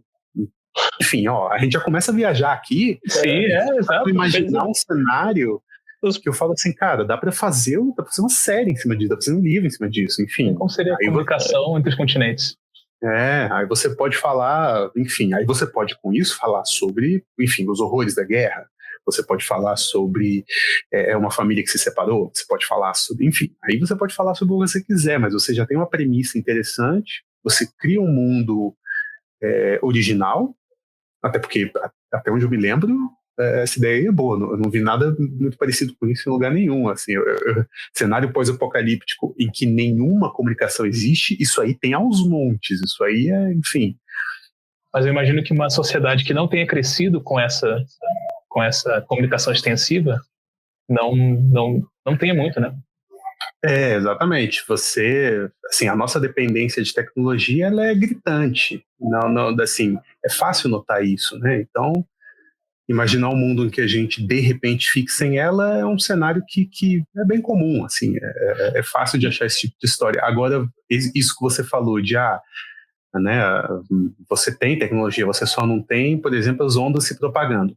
Pô, isso aí é uma coisa mais interessante, porque agora você mais específico, você está trabalhando com uma limitação criativa bem mais instigante, entendeu? Para criar alguma coisa em cima disso. Se essa história aqui virar um filme, uma série, a gente sabe de onde saiu, né? Pô, e é justamente esse tipo de coisa que faz tipo, ficção especulativa ser tipo um negócio maneiro. Ser um negócio maneiro. Por quê? Porque essa galera que é da área, que faz histórias assim a rodo, que lê também muitas dessas histórias, às vezes a gente tem umas ideias, assim, tem uma compreensão, por exemplo, do fato de que ficar mandando ondas a rádio a esmo aí pelo espaço sideral pode ser um problema gigantesco, galera. É verdade, né, também. E tipo, e outro exemplo, nós tivemos aí essa maldita pandemia, começou em 2020, e antes já teve até uma narrativa em que um cara tinha um vírus, também tinha se espalhado pelo globo, e tinha vindo da onde? De Wuhan, galera. Isso, tipo, antes da pandemia. O cara escreveu essa história? O cara escreveu uma história assim, cara. Você não tá entendendo. Ele já devia ter viajado para lá e visto que a galera comendo morcego. Vai dar ruim isso aí. Na verdade, exatamente. Aí, tipo, eu acho que o ponto, não sei nem se o cara chegou a visitar lá pra ver a galera comendo morcego. Eu acho que o ponto... Não, é pouco provável. Então, eu acho que o cara ficou sabendo que tinha um laboratório de manipulação viral lá em Wuhan. Aí ele ficou, pô, caramba, e se saísse alguma coisa de lá? E a partir disso, o cara fez o livro. Sacou? E tipo, o foda é que essas especulações, essas coisas assim que acaba que a galera faz, essas coisas todas pode acabar acontecendo. E a gente, tipo, essas histórias é meio que uma brincadeira com a realidade. Meio que, tipo, simulação quase. Parece tanto que na perspectiva grandiosa e fantástica, como na comum. Por exemplo, eu pensei aqui agora, tanto nesse tema das ondas eletromagnéticas, como você mencionou do cara do vírus, é um termo que eu criei aqui agora de simplicidade na grandiosidade. Como assim? Você pegar temas grandes, mas às vezes aplicar a eles consequências teoricamente simples, mas que elas vão ser muito grandiosas também. Por exemplo, De Volta para o Futuro. É uma história de viagem no tempo. Viagem no tempo é uma parada gigantesca. Tem vários conteúdos sobre viagem no tempo em diferentes mídias. Mas o De Volta ao Futuro não é uma viagem no tempo na qual ele vai impedir um evento histórico gigantesco, ou mudar a história de uma nação, ou de um universo. Ele vai mudar a história da família dele. Porque o que o Zemeckis, o diretor, pensou na criação do De Volta ao Futuro foi: será que eu seria amigo do meu pai se eu fosse da idade dele, na época do colégio? É algo muito simples, sabe? Muito familiar, muito individual. E que deu nessa ótima história. Mas que de um grande tema para algo simples. Essa combinação gerou essa coisa tão bonita, né? Esse filme é ótimo. Pois é. Sim, e geralmente a história, a micronarrativa, ela tem a vantagem de se conectar com as pessoas, né? Então isso é uma coisa que é normal, assim, você conseguir se imaginar no lugar do personagem, você conseguir se imaginar no lugar do herói da sua história. Então você tem essa vantagem também, né, dessas narrativas que falam muito sobre os dilemas, as necessidades e as aflições básicas do ser humano, assim, que o ser humano sempre teve. E às vezes você nem precisa arquitetar todo um mundo com uma baita mitologia, mas você consegue, com apenas um pequeno ajuste ali, contar uma história super interessante. Um exemplo disso é uma série da Netflix muito legal, Love, Death and Robots. Uma série de animações. Não sei se vocês já viram. Não assisti, mas ouvi muito bem falar. A primeira é fenomenal, a segunda é boa, assim, são várias animaçõezinhas, tem umas boas, outras nem tanto, mas é um exemplo ótimo de, assim, uma mini narrativa bem rápida, que você entende bem rapidamente as premissas ali daquele mundo, daquilo que está acontecendo, e aí é start valendo, e ele manda uma historinha para você, e tem algumas, principalmente umas duas ali da primeira temporada, que, nossa, eu achei fenomenais, assim, é coisa de 15 minutos, mas você fica, assim, impressionado com a precisão, assim, sabe, dos autores, assim, de contar uma história fechadinha, redondinha, te dar uma premissa, fazer você entender a premissa, entender como aquele mundo funciona, te dar uma mini jornada ali de um personagem, a coisa fechar e ela conseguir passar a mensagem que ela quer passar, assim, acho que o cara tem que ser realmente muito bom para fazer isso em pouco tempo, assim. Porque, assim, construir um mundo sem hora para acabar, nisso eu sou especialista. Assim. Começar e não terminar é comigo mesmo. Pois é, tá aí. Eu acho que é o calcanhar de Aquiles. O poder de síntese. É isso que, às vezes, eu acho que é inexistente comigo. Eu acho que você pode ser a mesma coisa contigo, né?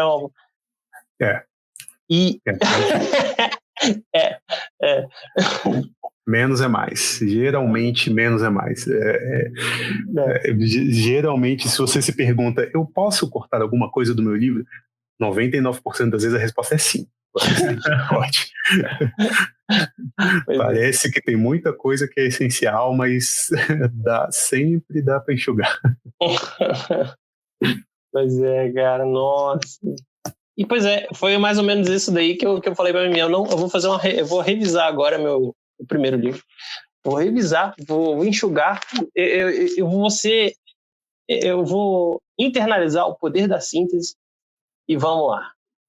Tá ficando um pouquinho maior agora. Tipo, caramba, não dá. O meu vai ficar inevitavelmente grande, mas eu já pelo menos jogo um pouco. E isso é uma outra coisa sobre consumo de mundo que eu também acho que é muito típica dos tempos que a gente está vivendo hoje, que é essa coisa de multiplataformas, assim. Então eu tenho hoje a tranquilidade que eu posso lançar assim, um livro com uma história enxuta, eu não preciso ficar explicando tudo, mas eu posso ter uma conta no Instagram, um canal no YouTube, enfim, e posso postar outras coisas e expandir meu mundo por outras maneiras de comunicação, e linkar isso, às vezes, até ao marketing do próprio livro, enfim. A pessoa lê o livro, a história se basta, ok, mas se a pessoa quiser saber mais, ela vai lá, entra no meu canal e fala, nossa, então quer dizer que, na verdade, aquele cara que apareceu no capítulo 2, ele, na verdade, veio das terras tais, e aquelas terras têm toda uma história, então é por isso que ele fala daquele jeito, enfim, né?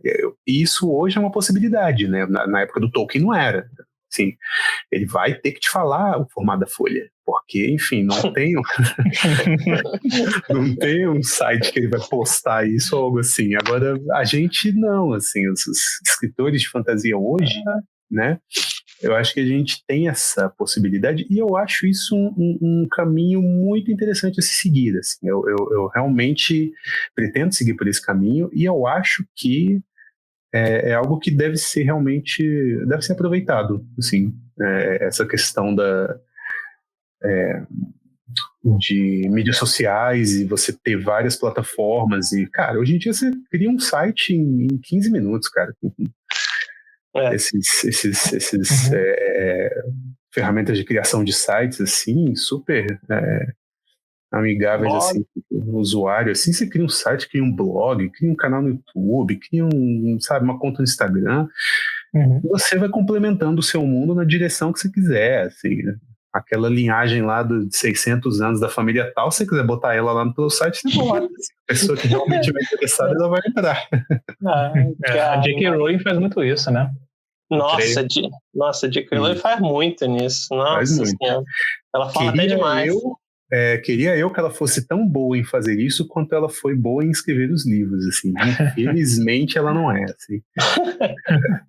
Assim, ela tem um certo problema em manter a consistência entre os livros pelo simples fato de que ela não estava exatamente pensando no funcionamento do mundo como um todo na época em que ela escreveu os livros. Isso é claro, assim, isso é evidente. E aí, quando você retroativamente vai meio que preenchendo as lacunas, aí tem algumas coisas que acabam não tanto, assim, né? Mas, enfim, aí acho que a gente já até meio que já tocou nesse assunto, né? Mas dá um trabalhinho, porque você tem que pensar a resolução de conflito, você tem que pensar assim, né? Se o personagem sempre teve acesso àquela magia, sempre teve acesso àquele recurso, né? Se ele teve, por que ele não usou antes? É o tipo de coisa que... É o famoso caso das águias do Gandalf, do Senhor. Quem só viu os filmes, olha para aquilo e fala, ué, mas quer dizer que a qualquer momento você podia ter chamado águias gigantes pra... Porra! Boa, tem um vulcão, acabou. 10 situações por filme em que isso poderia ter sido... Útil, bem útil, mais do que útil. Seria sido a solução, a única solução.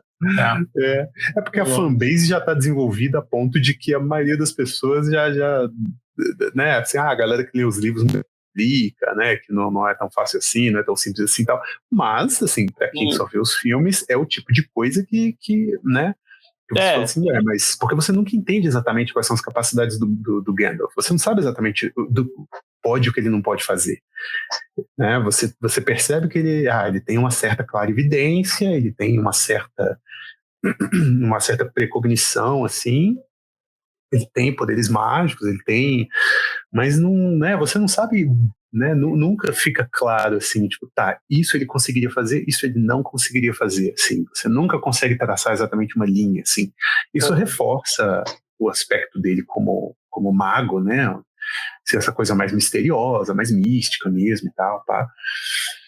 Mas é isso, ele é meio que um anjo, assim, não é uma pessoa, um ser humano que parou e estudou magia, abriu um livro e estudou magia, né? Ele é um ser meio que... E isso não tá claro, né, pra quem só vê os filmes, assim. E é um Valar, acho que é esse o nome, né? Valar. Deles lá.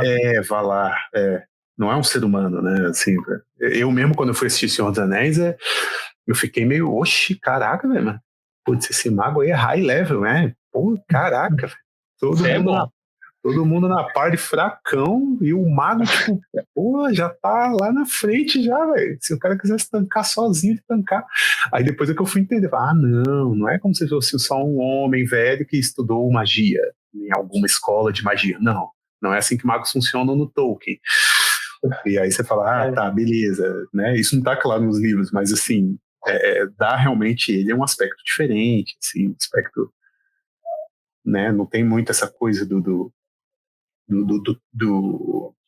aprendizado, do treinamento, que é uma coisa que você já vê mais, por exemplo, em anime. Em anime, geralmente, você tem essa questão de o poder mágico do personagem acompanha a evolução do próprio personagem, é algo assim que é quase uma lei nos animes, principalmente do tipo shounen, né? O personagem ganhar novas habilidades mágicas ou ficar mais forte à medida em que ele se desenvolve como personagem é praticamente, cara, sim, você espera que aconteça, né? Se não acontecer, você acha até que tem alguma coisa errada, assim. Exato. De tão comum que é, então... tem esse outro aspecto, assim, de como é que você vai progredir o nível de desafio ou o nível de conflito dos seus personagens com um sistema maleável, né? Já que ele não é previsível e já que ele não é mensurável. Né? Dragon Ball é o cúmulo disso, né? É tipo isso. Eu admito, assim, que é muito massa. Eu canto as músicas de abertura do Dragon Ball inteira, do início ao fim até hoje. Mas, cara, Eu olho assim para certas coisas e falo, caraca, mas como assim, velho? No episódio tal, olha pra lua e, tipo, detona a lua. Tipo, caraca, como assim, velho? Isso é... Como assim? Rapaz. Como assim? Como Tá assim? rolando? E aí depois o problema é que chega um outro cara que é mais forte que ele, e aí bate, mas porra, se o cara que era forte explodir a lua, chegou outro que é mais forte, então, entendeu? Tipo, aí sei lá. Nossa senhora, é um planetinha tão pequeno, como é que ele ainda tá rodando ainda? Ou o Freeza lá, que explodiu todo o planeta do Saiyajin. Porra, o cara explodiu o planeta inteiro, cara. E ele tá tendo tá suando, tá tendo essa dificuldade toda. Com um deles, um miserável. Assim, né? Aí você fala, tá bom, né? Se você diz, mas enfim. Seguimos em frente. Mas assim, é óbvio que você tem assim, a gente fala de Dragon Ball, mas Dragon Ball é o avô dos animes shonen, né? Ele já é o anime antigo, assim. Hoje em dia a gente já tem coisas que estão dando exemplos já bem mais consistentes de world building. Eu vou pegar um que está rolando agora, e um outro que já é um pouco mais antigo, mas, por exemplo, um que está rolando agora é My Hero Academia. Ele já tem ali uma consistência um pouquinho mais firme em relação a níveis de poder, assim, ele já... Você vê um pouquinho mais, assim, essa escalada de poder e tal. E um outro que tem também um muito legal de magia, que eu acho que é assim, um dos melhores que eu já vi, é Fullmetal Alchemist. Você é amado, né? Cara, o Fullmetal Alchemist é genial, assim, bom maneiro. Demais. Bom demais, assim, a questão da alquimia, né, o custo da magia, a noção de troca equivalente. Nossa, aquilo são premissas, assim, ótimas para você começar uma história, assim, uma narrativa, assim, muito, muito, Sim. muito boa. E outro ponto é que a própria história começa já tentando subverter toda essa ideia da equivalência, né? E tentar aprofundar isso e, caraca. É um ótimo ponto de partida, assim, né? Você pega um mundo com certas regras e você já começa mostrando as consequências de tentar quebrar essas regras, assim, você já é uma exposição para o seu leitor ou para sua audiência, qual é o seu ponto de partida, assim. É muito, muito, muito, muito interessante. Ficou uma impressão que pode gerar cânons diferentes, não? Ou cânons complementares. Eu acho que no caso, por exemplo, de universo Star Wars, por exemplo, você tem uma separação muito clara entre... hoje você sabe assim, o cânon dos filmes, né, o que é filme, e o universo expandido. Tá, aí aqui entra tudo, né? Aqui entra o jogo, aqui entra aquilo, aqui entra não sei o quê, tarará. Para Harry Potter, eu acho que essa distinção ela não tá tão clara assim. Você teve alguns ruídos em relação a coisas que a própria J.K. Quis explicar retroativamente, assim, e que não foram exatamente, sabe, explicações muito satisfatórias, ou um world building muito bem feitinho, muito amarradinho, que você fala, nossa, é mesmo, faz todo sentido desde o primeiro livro, quando acontece tal coisa, e na página 256 do quarto livro que acontece tal coisa, e aí na página do sexto livro que acontece tal coisa. Realmente, ela tinha pensado nisso antes. Não, essa pessoa não é J.K. Rowling, essa pessoa é o Martin. Caraca, Ela é boa para personagem, ela é ótima para desenvolver personagens. Os personagens dela são cativantes, são muito bons, os livros são consistentes dentro deles mesmos. Então, o livro tem início, meio e fim. Isso é legal, porque você poderia pegar o segundo ou terceiro livro sem ler o primeiro, e ele seria interessante, ele seria e isso é realmente invejável, isso é muito legal, ela escreve diálogo bem e tal. Agora, realmente, construção de mundo é algo que, é o que eu digo, virou uma coisa grande demais e agora já não tem mais como deixar a coisa redondinha, assim. Já passou, a coisa já tomou um tamanho, já tomou uma proporção que agora já não tem mais como né? Deixar todos os nós ali, ó, certinho, sem nenhum nada travancado. Agora já era, assim. Pois é. Como é que é? É o estilo de... É a mágica... Não, tem em inglês se chama Hard Magic e Soft Magic System. São sistemas, tipo... Isso. São sistemas diferentes. Tudo daquele cara lá do Brandon Sanderson. Eu sei dessas paradas por conta dele. Exatamente. O cara é bom demais. Exatamente. Mas, assim, ele que cunhou esse termo, inclusive, né? Eu acho que... Pois é. E é bom para classificar, porque assim, ajuda na hora de você criar e você entender o que você está fazendo. Porque quando você faz uma coisa, um sistema rígido, então, digamos assim, o sistema tipo Avatar. O cara solta fogo pelas mãos, beleza. Ele é do fogo, beleza. Ele só vai soltar fogo. Tem o cara da terra, beleza. Todo mundo é super poderoso, né? Tipo... E o sistema é esse. Você conhece o sistema, os limites dele. E aí tem o tipo de mágica que ele é o mole. É o adaptável, digamos assim. Porque... Maleável, né? Eu diria que ele é maleável, assim. Exato. Porque, que é o tipo do Senhor dos Anéis, né? A magia não tem custos ou limites bem definidos. Você nunca sabe exatamente o que a magia faz. Exato. E é justamente o da J.K. Rowling. Esse é o tipo de, assim... Mas, assim, tem umas loucuras. As loucuras são isso. É a parte maleável, né? Digamos assim.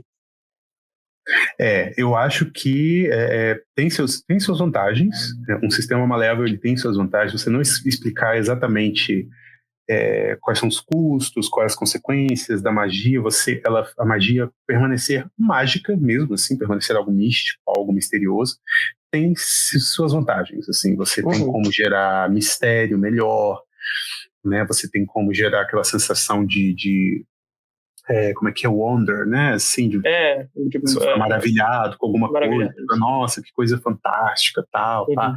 É um pouco mais fácil, mas você tem que evitar certos riscos na construção de um mundo com sistema mágico maleável, que são exatamente a do Deus Ex Machina, né? Porque aí você fala, mas então quer dizer que você podia fazer isso o tempo todo? Então por que você não tinha feito antes, entendeu? E aí... Verdade. É um cuidado que todo autor que usa sistemas de magia assim tem que tomar, assim. Pois é. Eu acho que eu tô nesse beco maldito de Deus Ex Machina para as besteiras que eu tô escrevendo agora. Uma saída boa, até porque é um cara extremamente inteligente, é o Patrick Roth. Esse cara escreveu um livro chamado O Nome do Vento, The Name of the Wind. É uma trilogia, como é que é? A Crônica do Matador do Rei, eu acho. King Killer Chronicles. É para ser uma trilogia, ele lançou 2, falta o terceiro, mas enfim. Ele escreveu um livro fantástico, genial, e ele tem 2 sistemas de magia. Ele tem um sistema de magia rígido e ele tem um maleável. E os personagens usam os 2. Ele transita entre os 2. Em que o sistema de magia rígido é usado para a resolução de conflito de maneira criativa, em que o leitor, ele explica para o leitor como a magia funciona, explica os limites, explica as limitações, os custos, e faz com que o personagem resolva problemas com esse sistema de magia, e ao mesmo tempo ele joga o personagem em situações fantásticas, místicas, nas quais tem esse outro sistema de magia que você desconhece, você não sabe bem como funciona, você não sabe bem os limites, você não sabe como ativar direito aquela magia, não sabe. E ele consegue equilibrar os dois de uma maneira, assim, ímpar, genial, assim. Eu tenho muita raiva desse cara, porque esse foi o primeiro livro dele. Então rola um recalque muito forte, porque foi o primeiro livro do cara. E é genial. Caraca, de primeira. Sim, de primeira ele fez uma obra-prima, assim, é fantástico o livro dele, fantástico. Se puder, leia. Crônica do Matador do Rei. O primeiro é O Nome do Vento e o segundo, não me lembro agora. eu sei que em inglês é A Wise Man's Fear, né? Assim, o medo de um homem sábio, alguma coisa assim. Rapaz, estamos aqui há 2 horas. Pois é, que eu vi aqui 10 horas da noite, né? 10 horas, nossa. Mas é maneiro.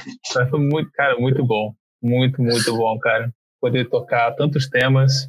Vai na literatura, vai no cinema, vai na RPG, mitologia, muito legal, cara. É um grande prazer, Rômulo. Não, igualmente. Isso aprendendo bastante. É isso, a gente realmente só toca um pouquinho nas coisas mesmo para falar, porque história é história, né, cara? Todo mundo gosta de história, assim, acho que tem gente que prefere quadrinho, tem gente que prefere livro, tem gente que prefere filme, mas a verdade é que a gente naturalmente se inclina para certos arquétipos, assim, para certas jornadas que a gente gosta de acompanhar, né? E eu sou realmente fascinado com isso, assim, acho qualquer oportunidade que me derem para falar disso, eu vou matracar sem parar mesmo, porque é muito fera. É sensacional, cara. Quando quiser aí também vir, convidado, cara, e eu acho fantástico isso, porque o Alexandre falou nos episódios passados que a gente conta a história mesmo desde o início da civilização. Você estava trabalhando com Gilgamesh, né, Alexandre? Desde lá dos Sumérios, né? O pessoal tá contando história e é assim, desde sempre. Sempre foi. Os caras faziam quadrinhos colocando na parede. Vamos lá, galera. Só vamos deixar aqui, todo mundo vai ver. Vai ser legal. Universo épico before it was cool, né? Tipo... Universo cinematográfico da Suméria. Pictográfico da Suméria. Pois é, bicho. Nossa, e é demais. É demais. Massa demais. Mas valeu pelo convite, gente. Obrigado. É sempre um prazer aí falar desses tópicos, falar desses assuntos. Vou continuar a ouvir outros episódios de podcast de vocês retroativamente, que eu comecei a ouvir meio que os últimos que vocês gravaram. Agora eu vou meio que andando para trás, assim, descobri algumas joias escondidas lá que eu já separei para assistir, para ouvir. Pois é, ele vai ouvir os mais antigos e vai começar a sentir saudade dos mais novos. Ixi, meu Deus, olha esses caras gaguejando, galera. Mas agradeço a oportunidade aí, valeu. Sucesso aí para vocês, sucesso pro podcast. Já tô gostando do pouco que eu ouvi, dos poucos episódios que eu ouvi, já me amarrei. Desejo sucesso aí para vocês aí. Tô ansioso pros próximos episódios também. Vou sempre acompanhar. Valeu, prazerzaço. Prazer, Despedidas aí.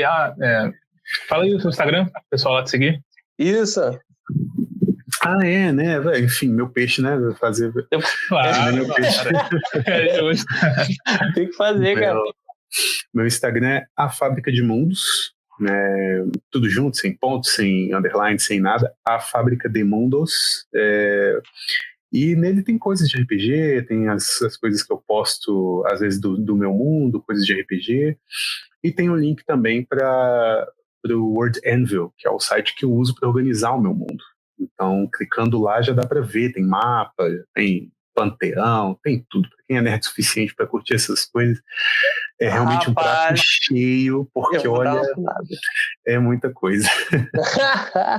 Pô, maneiro.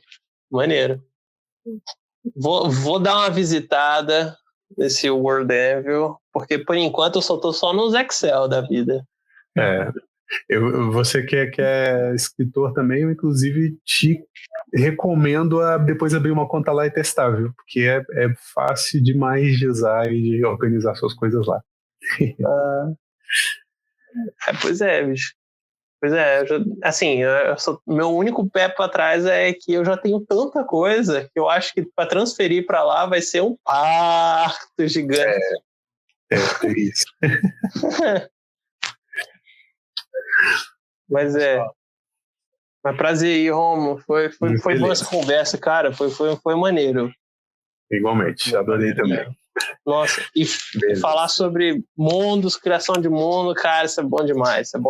É um assunto, assim, muito maneiro. Massa. Então é isso, gente. Vou deixando vocês aqui, ainda vou vou comer aqui. A minha filhinha talvez ainda acorde daqui a pouco, então eu tenho que já ir me preparando para sair. Isso aí. Boa noite aí para vocês. Valeu, boa noite. Foi um prazer. Boa noite, cara. Prazer. Falou. Valeu, pessoal. Até a próxima. Até a próxima, galera. Boa noite aí. Boa tarde, bom dia, boa noite. Falou. Valeu.